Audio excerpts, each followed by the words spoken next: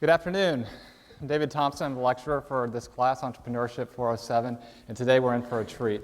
We have Jim McKelvey here, and there's almost no introduction that can quite sum up all that Jim has done. He's an artist, he's an entrepreneur, he's an investor, he's a icon, so to speak, insofar as he's done some things that are transformational and disruptive in the field of financial services and how merchants use technology now to run their businesses. I'd love to give you all the things that Jim's involved in, from being a managing director at Cultivation Capital in St. Louis to making investments in strategic companies around the country to being the co-founder of Square with his partner Jack Dorsey. But it's almost impossible to go down the list. So without further ado, I'd like to welcome warmly to the University of Michigan, Jim McKelvey.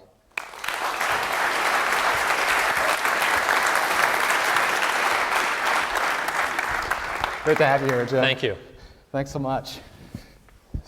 So I was spending some time with all the things that you've done in your life, and I resonated with something one of your college friends said. I believe his name is Howard Lerner. Okay. He said, "Jim is a genius, no qualification." Jack Dorsey, your co-founder at Square, is called you a Renaissance man. What do you say to that? I can't spell Renaissance. I've done a bunch of stuff. It's been a crazy ride, and I don't have a theme yet. So what happens in my life is I tend to get very focused on problems from different areas, and I'm naive enough to assume that I can go into a new area like payments, where I don't know anything, with a partner who doesn't know anything, and do something. And so ignorance is one of my weapons. Yeah. So. Well, you've talked about one of your skills as being working with very smart people.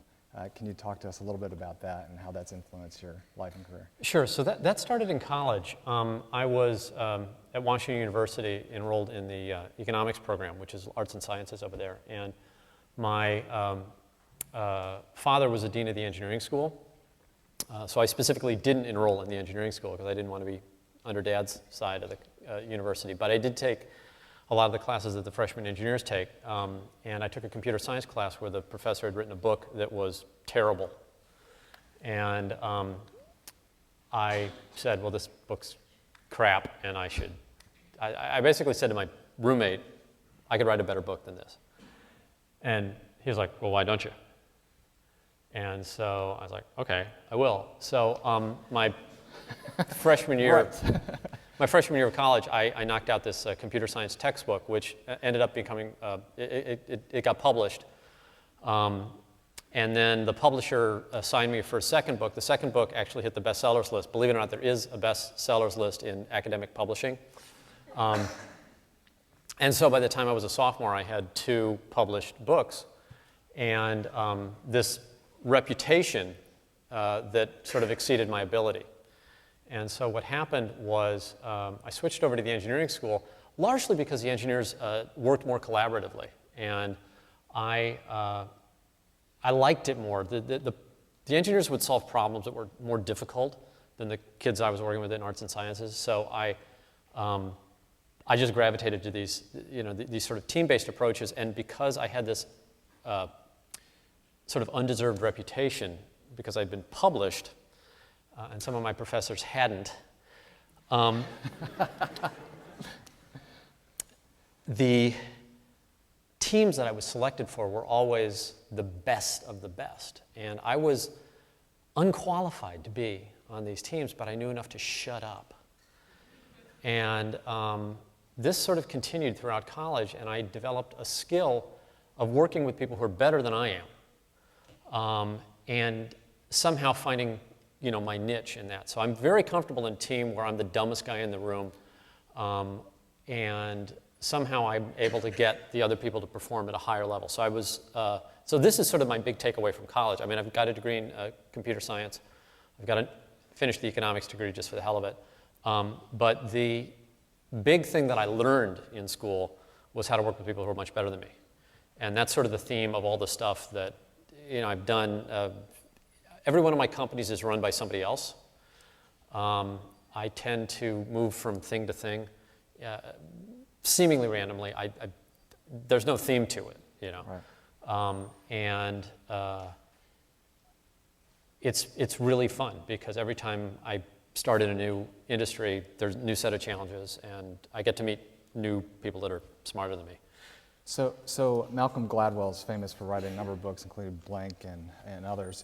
And one of his famous, now famous analogies is to Canadian hockey players. Because the Canadian system, if Sure. you're born at a certain time, you're the oldest of the cohort, right when you start at 4 or 5 or 6. And it's often those are the folks that become the professional players later on because they get an early head start. Do you feel like this writing a book at age 19 was sort of that moment for you, or was this just something that you were born with?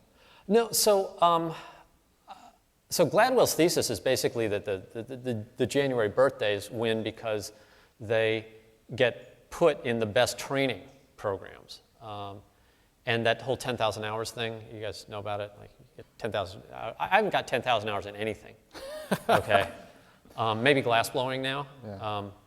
but I'm a pretty good glass blower. Okay, but no, don't laugh. I made my living. I made my living selling art, which art is something nobody needs, right?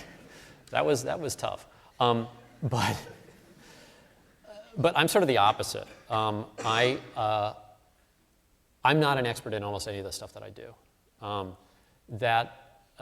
It leads me to a mindset. I attract experts, and I don't follow Gladwell's sort of pattern of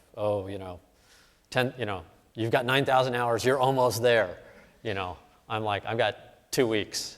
And we got to get this shit out the door, right? So, we built Square in 3 weeks.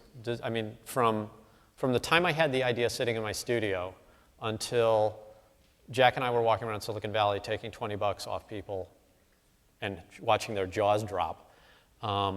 Hardware, software, server, everything except the banking licenses, which took us a year and a half. But the core product was a 3-week build for a team of 5. Did you imagine that when you started?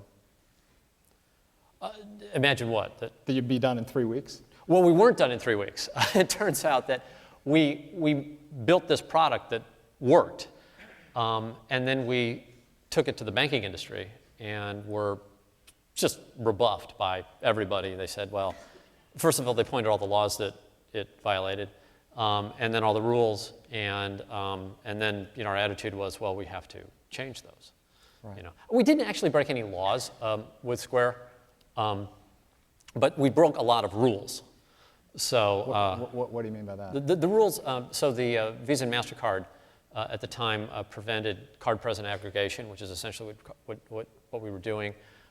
We didn't have proper underwriting when we started. I mean, we just didn't have any of the sort of formal rules. If you've got a financial product, there are a bunch of government rules and then banking rules. And then in this case, the card networks had their own set of rules. And we ignored all of those in building the product we wanted, and then took the product to the stakeholders and got them to change those rules. But that took longer than 3 weeks. It took 18 months. Yeah. How did you convince them? Persistence, responsible behavior, building a good team, but mostly, just showing the product. Like the product, if you've never experienced before, is compelling. And so one of the things that was easy to do was get their attention because we could demonstrate that it worked. And it was, and we would have the situation of, we'd do a demo, and then the guy would take our stuff and run down the hall, and he'd do a demo for somebody else, and that's what you want. We also had the benefit of a very simple product. So it wasn't hard to conceive of what we were trying to do, and so it was easy for other people to explain it. That, to this day, I think is one of our big benefits, and that is the Square value proposition is fundamentally pretty simple, and because it's simple, people can pass it on. What is that proposition? We don't lie to you, which is a big deal. Turns out most merchant acquirers depend on ignorance. We don't lock you in. So you can join for free, you can leave for free. We charge one price, which is always the same price, no matter, so, and all our competitors are basically in each of those categories complicated. They say, well, it's one price, except if you take an Amex card. It's one price, unless you take it's a debit, or, what, and so the simplicity of our proposition tends to be very easy to communicate. Mm-hmm. So we have very little ad spend. We don't buy a bunch of media. As a matter of fact, for the first few years, we didn't buy any. And we were still growing 10% week over week for years without spending any money on advertising. And that's because the advertising was being done by the last guy who got it told 3 people. And who's that guy telling? Other merchants? Yeah, he's telling other merchants. He's telling his friends. He's showing it off because it's fun, right? It's fun to take money off people. I encourage you all to try it. It's in many ways just this wonderful experience to money, and especially everyone's got a credit card and they're always on the sort of losing end of that equation. It's fun to be on the other side. So it's a very fun thing to talk about. So Square makes money on each transaction, or do they make money on a monthly basis, or how do you do your pricing and work that out? We don't make money on every transaction because we charge the same rate for every transaction, and some of them are losers. Okay, there are certain dollar volumes that we're not making money on, but on average we do. And there's a big average. I mean, if we've got millions of customers. We have billions of dollars of transactions. So, over time, the averages tend to be predictable, even though we couldn't tell you on any individual transaction if it's going to be profitable or not. So have you ever heard of a guy named Ben Horowitz? Yeah. Ben Horowitz is one of the partners of famous VC firm Andreessen Horowitz in Silicon Valley. Yeah. And he considers, at least he said publicly, he considers not investing in Square as a miss. For the firm. I really tried to help him out. I swear to God. I sat there. I explained it. But one of the interesting things, at least in the clip I saw, is well, first of all, he calls you. He stumbled and said Jack McKelvey, which is a little bit different. I like that. Yeah, which is kind of cool, but just merging. Yeah, right. But he said he was concerned about things like how do you handle fraud and distribution and questions like that didn't seem fully baked at the early stages of when you were seeking funding. I mean, how did you overcome that as you're seeking funding from angel investors like Sean Fanning and Marissa Mayer and then on to the various series? You had some serious questions in this financial sector. How did you overcome that? Well, I mean, at some point you have to have really, really responsible behavior in the fraud business. If you're moving money, people will try to steal it. And if you're taking any sort of shortcuts with your fraud defenses, they will be exploited and you'll be out of business. So one of the things we took super seriously from day one was detecting bad behavior. And it's not just fraud. There's all sorts of sort of nefarious behavior that, as a payment system, you have to squash. And we just take that super, super seriously. And I think one of the things that took, the reason it took a year and a half was we had to sort of demonstrate to all of the stakeholders that we were not just a bunch of, guys who were going to be irresponsible actors. And it takes a while to build that trust. And I think we've done a miraculously good job of doing it, especially since we are underwriting a class of merchants that historically have never been able to participate. So a lot of these guys don't have traditional credit scores. They don't have the things that, as a matter of fact, sometimes the people are, that we serve have been out of the system for so long that they don't have a history, and we can still underwrite them. Yeah. So Jack Dorsey is pretty well known in the Silicon Valley, but elsewhere for being a co-founder of Twitter. Yeah. And of course, the University of Michigan alumnus Dick Costolo is running Twitter now. Yeah. What role did Jack play in the development of Square with you, and what role did you play, and how did you synergize as a team? So Jack was he was the creator of Twitter. It was really his baby for the first couple of years, and they kicked him out. you know. So it was a pretty painful time in Jack's life when he came back to St. Louis and was basically kicked out of his company, right? So, you know, Jack's been a friend of mine for forever. He used to work for me in another company that I have. And, you know, we just got together. It was over Christmas time. And Jack's always somebody who I've taken a very personal liking to. He's a very modest guy. I mean, he's wearing a bunch of Prada now, but, you know, like, he's just a very likable, soft-spoken guy. And he'd really been wronged, in my opinion. I mean, Jack wouldn't say this, but I think I was more upset about what happened to him on Twitter than he was. Why? Because you don't do shit like that. And I see cameras rolling, and I'm not going to tell you what happened, but I felt it was wrong. And I actually my offer to Jack was, you want to go get even with these guys? You know, I didn't know what that meant. But I had nothing particularly better to do. So you want to get even? Let's do 130 words or characters. I don't know. Right? Yeah. I mean, like, look, there's always something, right? So I was like, don't mess with my friends, right? Right. So. So you start thinking about doing something with him. Well, Jack was the one who sort of turned the energy positive, and Jack said, well, why don't we just start something else? And I was like, oh, great, what do you want to do? And he's like, I don't know, what do you want to do? And I basically flew out with my fiance to San Francisco, and we lived in a $60 a night hotel, which, awesome. have you seen what 60 bucks gets you in San Francisco? We stayed in this hotel for 3 weeks as Jack and I sort of brainstormed ideas, and we were doing exactly the thing that I've always sort of counseled again, which is we were seeking some sort of opportunity. You know, we're looking at, you know, mobile and social and, you know, photo sharing. Oh, that's a great idea. You know, like all this crap. And in the middle of all this, we had hired a guy, Tristan O'Tierney, who was going to do this iPhone client for this product that Jack had sort of been, you know, Jack really liked this product. And we were going to work on that. And then I went back to my glassblowing studio, and I was trying to sell a piece of glass when I lost a sale because I couldn't take an Amex card. And I was selling something that I knew the lady wouldn't buy it if I asked for another form of payment because all she had was an Amex, and I lost this sale. And I was looking at my iPhone, and I view technology in a very strange way. I believe that technology should do anything I want it to. And if it doesn't, I get really angry. You know, so, like I just gave my dad an iPad, right?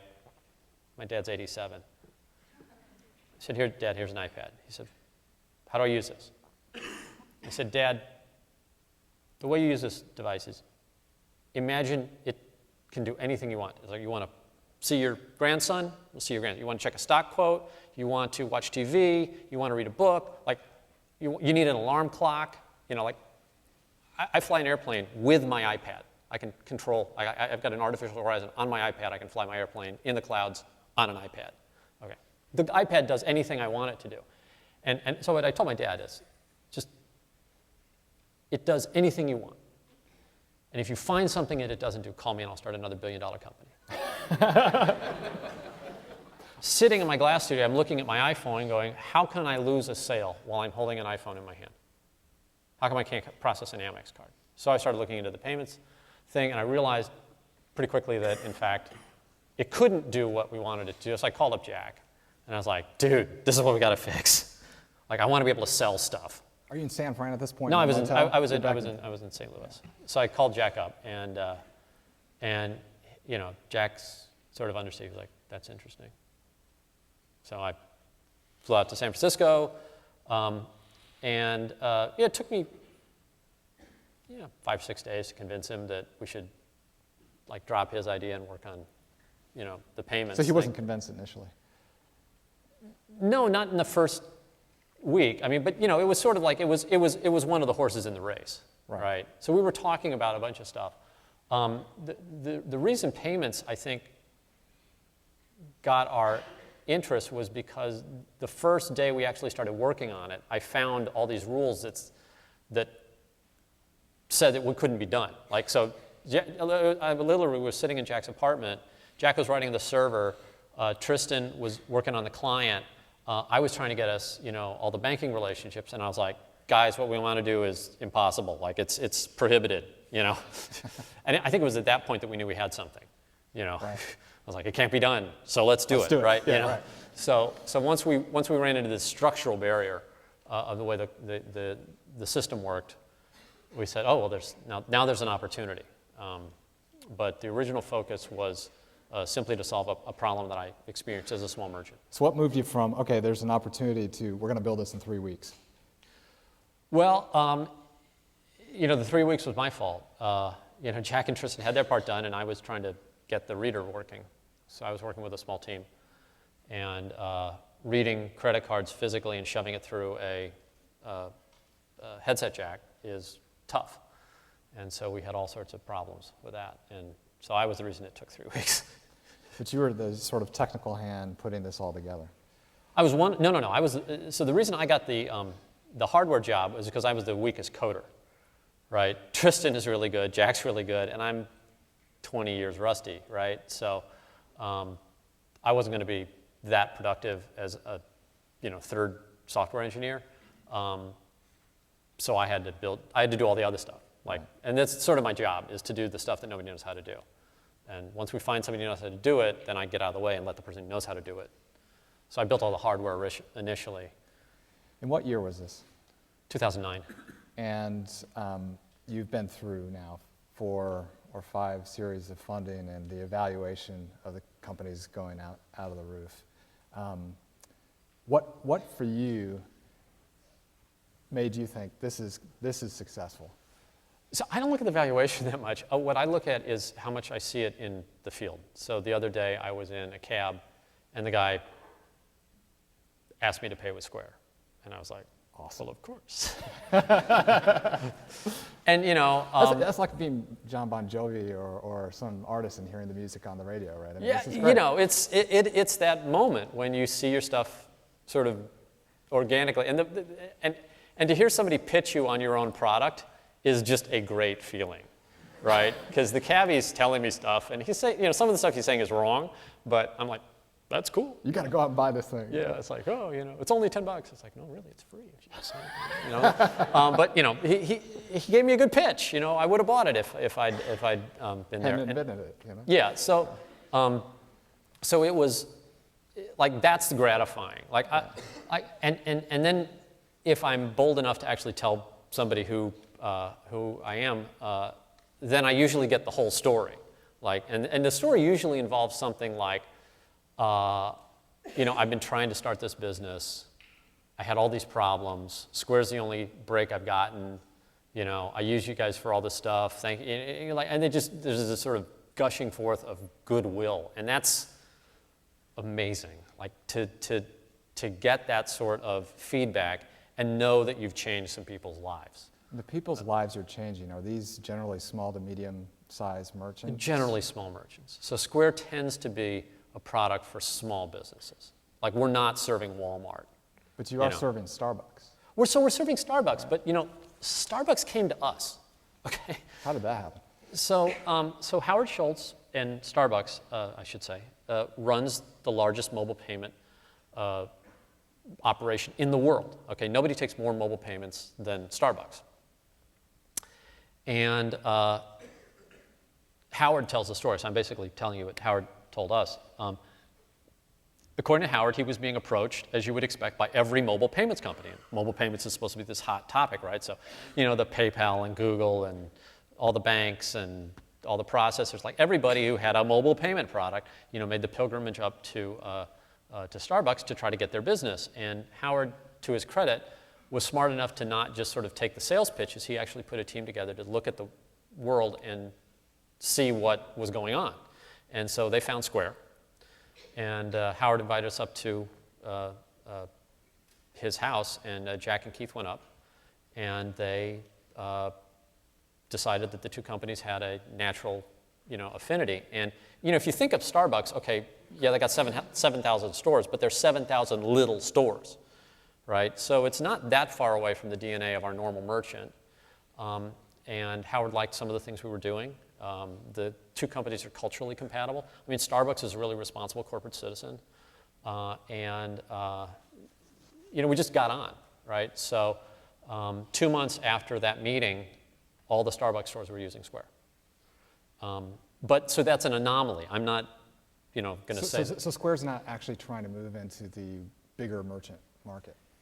Well, we're not actively seeking to, be the processor for major merchants, because I don't think that's our strength. What we're trying to do is solve problems for, companies. And, as we get bigger, the problems that we can tackle are bigger and can serve a bigger, class of merchant.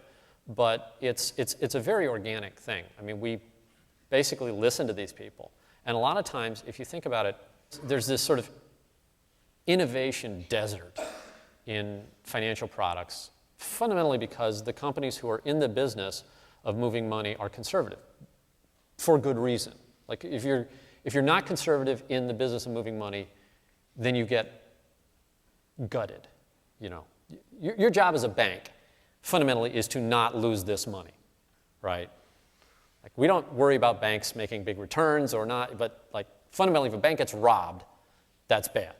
So the DNA of the entire ecosystem is conservative, and that's sort of anti-innovation. So what we found in Square is that as we listen to the merchants, every time they come to us with something, we say, well, why can't you do that? And they're like, well, nobody's ever offered us this. We can't easily do this transaction or report this way or connect. And I mean, it's just so easy to innovate when you are competing with people who fundamentally don't, right? So that's sort of where we are. Is that the reason why you're focused so much now on fintech and your new 630 accelerator and things like that? So 630, so I run an accelerator out of St. Louis called 630, which got its name for the height of the Gateway Arch. It's actually the height and the width, but enough building trivia. So if you have a company that has a great idea, a great team, and sufficient funding, you will almost certainly succeed if you have those three things, except if you're in financial technology, okay? Financial technology companies need a fourth component, and that fourth component is access to the rails. So we had a great idea at Square, but if we had never gotten legitimate with the banks and the processors and the card brands, then we would not have been able to play, right? You have to have access to the ecosystem. So what we found is that there are a lot of companies that have great ideas, but they don't have access to the ecosystem. So that's the classic fintech startup. And it turns out, just through coincidence, that St. Louis has this huge concentration of financial companies. So we've got Scottrade. We've got more MasterCard employees working in St. Louis than MasterCard has on the rest of the planet put together. Citigroup, they do all their mortgages out of there. Wells Fargo's, just down the line. We just happen, through no fault of our own, to have all these financial behemoths in town, which are looking for innovation. So what we do is we say to companies all over the world, come to St. Louis with your financial technology. We'll give you $100,000, but we'll also hook you up with these companies that need your innovation and can give you in return the banking licenses, the insurance underwriting, the money transmitter licenses, the access to capital markets, whatever you need to play. Those resources are probably at one of the dozen or so companies that we have direct relationships with, and so we can really solve that last problem for a FinTech startup. So the idea there is to basically make sure that the next Square doesn't take a year and a half from concept to execution, that maybe we can shorten that to a year or 6 months or something like that. So I have a ton of other questions I'd love to ask you. He does blow glass for a living, by the way, and has started a company called Third Degree Factory, right? Third Degree, yeah. And despite the fact that I'd like to ask all these questions, I want a chance for our students to ask you some questions. Sure. Thanks for the talk. So you mentioned access to rails and concepts like difficulty in the structural barriers. So on that note, my question is, how hard was it to influence something like the PCI Council to change the rules, or did you have to change the rules in order to allow Square to scale? And you're trying to convince a council that is inherently made up of the very competitors that you would be competing against. How hard was that? It was hard. I mean, I don't know how hard it was absolutely, because I've only done it, right, with the Square team and the Square product and the way. So I know it can be done, and I know we did it. But look, people are fundamentally in favor of good ideas, right? They're fundamentally in favor of things that are more fair and more easy to use. I mean, like there's this sort of this natural affinity to a product that seems cool and is easier to use, right? So we didn't get a lot of resistance from that. What we got were a lot of questions, you know. So in the case of PCI, we're a level 1 compliant PCI. So we didn't change PCI, we just complied with it, right? Now, at the time, PCI didn't have any sort of spec for mobile. They just hadn't written it, you know. So by the time we came along, they had to sort of account for the fact that we were there in the mobile stuff, and they've been very gracious in sort of, you know, working with us as opposed to against us. But look, the financial technology companies are not, or the financial service companies are not trying to use these safeguards as weapons to sort of crush innovation. What they're trying to do is prevent a massively heterogeneous system from getting out of whack, right? So PCI, what PCI is a set of standards that you have to adhere to as somebody who touches money, right? And depending on how much money you touch, they have standards that ratchet up. And it's sort of like states' laws, right? It is a god-awful mess to have different sales tax rates in different states.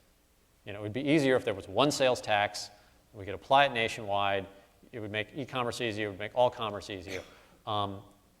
The PCI standard was designed to basically prevent MasterCard, Visa, Discover, JCB, you know, all these guys from coming up with their own standards and implementing them the same. So they are trying to get along, they are trying to make things better. And as long as you work with them, they'll work with you. So it wasn't too bad. It's my understanding that Square, there's two fundamental ways of using it. One, the merchant can accept a credit card and swipe a credit card. And the second way is that as a consumer, you can pay using your phone, using the Square app, correct? You wire money to someone. So my question to you is, when do you think you can kill actual credit cards? When do you think that we can get beyond this point where we have to carry around physical cash, you know, a physical piece of plastic instead of it actually just being in the technology itself? Yeah, it's a great question. When can we get rid of all sort of the intermediaries? I don't know that we can do that anytime soon. And, you know, at least in my mind, Square is, you know, 90% merchant, 10% consumer, because we don't have enough merchant to have consumer experience that's ubiquitous now, right? Including Starbucks, like the Square payment, the magic of, you know, the Square payment process doesn't get lit up in Starbucks yet because they have some hardware to install and some things like that. So it takes time to light up both sides of the market. But I'll take the bigger part of the question, which is, you know, at what point do you remove the payment providers? And I don't think that's probably going to happen. I think what's probably going to happen is that they're going to morph and they're going to adapt. And you got to remember that we got a sort of this weird situation in the United States that's different than the rest of the world. Like in the rest of the world, you don't get cash back for buying a credit card, okay? And the merchants in the rest of the world don't pay as high an interchange on average as we do in the US. So that's sort of an anomaly, but you know, the way the sort of system evolved here was we got this 1% cash back that we all sort of expect now when we make a spend, or you know, or frequent flyer miles or something. And you know, that ultimately comes out of the merchant's hide, and some merchants are really unhappy with that.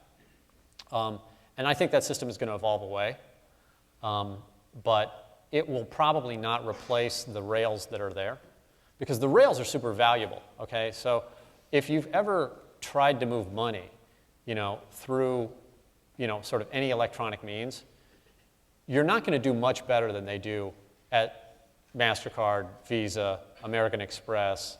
You know, those guys are absolutely great at it. What's weird is that the system that they built evolved from a very high-cost structure where they used to be moving physical pieces of paper around, carbon copies, and moving around in trucks, and now a lot of the costs have come out of the system, and not all the pricing has caught up with the commensurate cost, but that stuff happens. So I don't think you're going to replace the Visa, MasterCard, duopoly. I don't think it's going to happen. I think what you're going to see is Visa and MasterCard continue to innovate, and their rates have come down historically over time. So, everyone's like, well, when are you going to bust the monopoly? Look, the history of payments is littered with guys who think they can just fiat a new payment system into being. It doesn't happen that way. The last decent payment system that came into being was when all the ATM networks got together, okay? And that surprised everybody, because people were like, oh, I got a bank card. Oh, I got a bank card. Oh, my bank talks to your bank.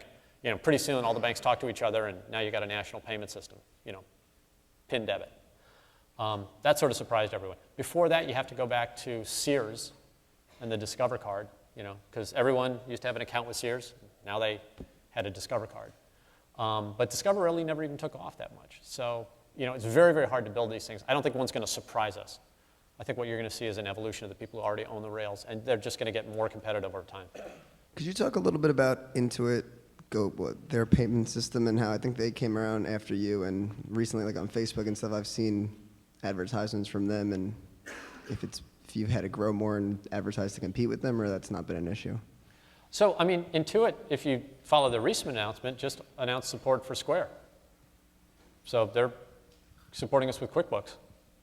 So I got a lot of respect for that company, and we met with Intuit. I actually paid several visits to them in the early days before Square was, up and running officially, and showed them the whole product, And yeah, they did come out with a very similar product afterwards, but what I haven't seen is I haven't seen that thing in the field. I see the GoPayment ads, but I never see the GoPayment product.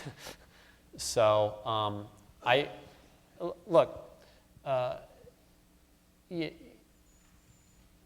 ultimately, the customer decides who they want to use.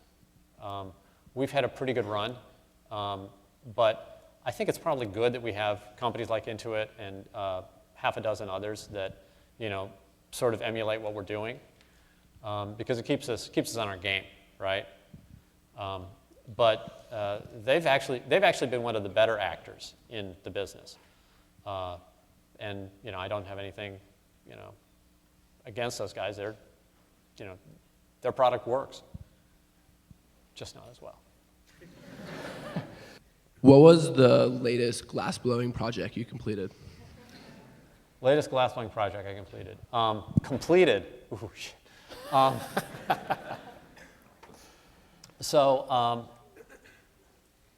I've got a friend whose house was robbed, and his TV was stolen. They took his stereo. They took some stuff. But the robbers went into his daughter's room, and they broke her piggy bank. That's just gratuitous, right? You take a 6-year-old's piggy bank and you break the piggy bank. So they told me this, and I got really pissed off, and called my team together, and I was like, we're going to make a piggy bank. Now, getting hot glass to take the shape of a pig is really tough, because it has to be hot. Like I could sculpt glass into a pig, but this had to be hollow. So I had to get a bubble with a snout, and pigs have triangular ears. And literally, I took my whole team, and we were making pigs. And the first dozen pigs looked like they'd been through Chernobyl, right? But eventually, I started getting the pig to look like a pig, and then we started making them pink. And then I finally got the curly on the tail, and I got the ears to, so it turns out a pig doesn't have facial expressions, but its personality is its ears, right? So I got the ear personality, and I finally made a pig that was worthy of a 6-year-old girl. And that was my last project, so. Well, on that note, University of Michigan, let's thank Jim McKelvey. Jim, we got some T-shirts here from some students. You want to give a pitch out there? Yes, so like a literal pitch. Yeah. Well, now that's not fair to the people sitting in the back, but screw you.